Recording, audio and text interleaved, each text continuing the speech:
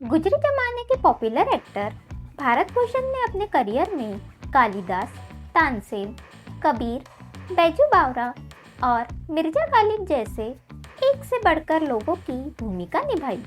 हालांकि जिंदगी के आखिरी दिनों में उनकी हालत बेहद खराब हो गई थी।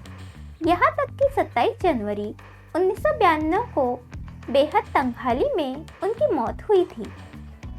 14 जून 1920 को मेरठ में पैदा हुए भारत भूषण के पिता राय बहादुर मोतीलाल वकील थे।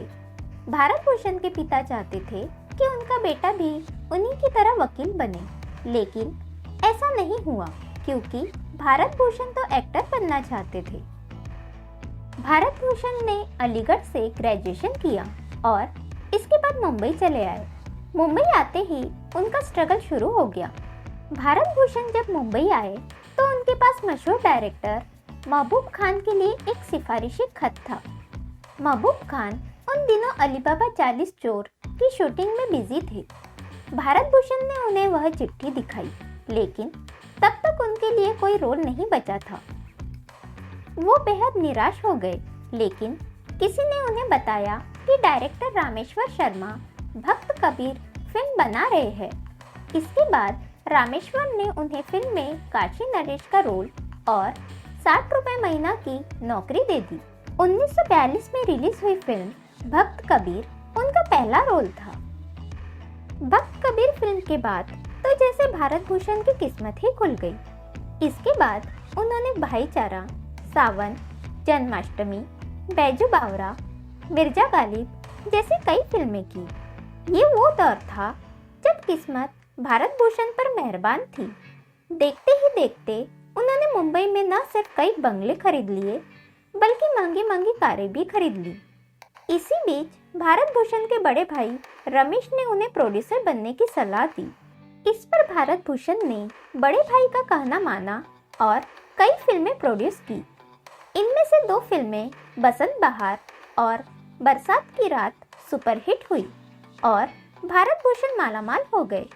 उनके पास काफी पैसा आ गया, लेकिन भाई के मन में लालच। इसके बाद भारत भूषण के भाई रमेश ने उन्हें और फिल्में बनाने के लिए उकसाया।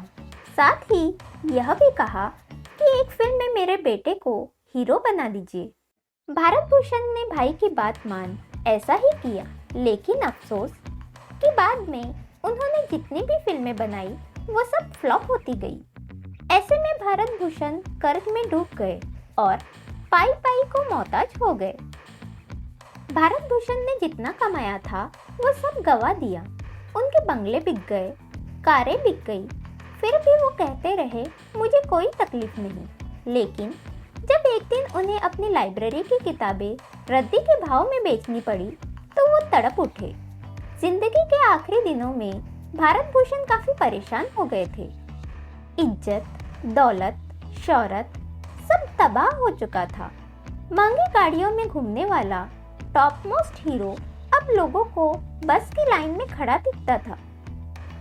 भारत भूषण कहते थे, मुझे उस वक्त सबसे ज्यादा तकलीफ हुई जब एक प्रोड्यूसर ने मुझे कहा कि मेरी फिल्म में एक छोटा सा रोल है जूनियर आर्टिस्ट का, अगर तुम करना चाहते हो तो कर लो। मजबूरी में मैंने वो रोल किया, सिर्फ एक वक्त की रोटी के लिए। भारत भूषण आखिरी दिनों में बहुत ज्यादा बीमार हो गए थे, लेकिन अफसोस कि न तो कोई इलाज करवाने वाला था और न ही कोई उनकी अर्थी उठाने वाला।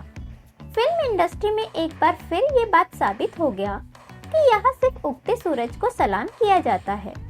भारत भूषण ने अपने आखिरी वक्त में कहा था, मौत तो सबको आती है, लेकिन जीना सबको नहीं आता, और मुझे तो बिल्कुल नहीं आया। 10 अक्टूबर 1992 को 72 साल की उम्र में तंगहाली से जूझते जूझते भारत भूषण दुनिया को छोड़कर चले गए।